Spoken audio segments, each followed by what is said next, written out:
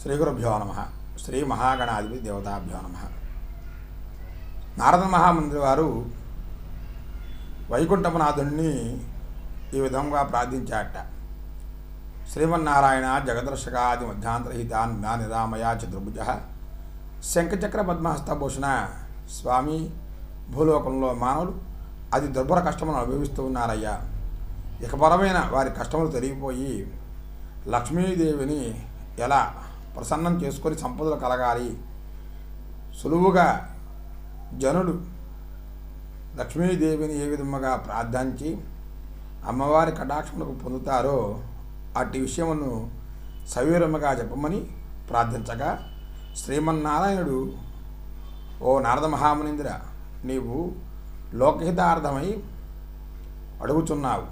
నీకు లక్ష్మి 5 స్థానములందు స్థిర నివాసముగా ఉంటుంది అని చెప్పసాగెను.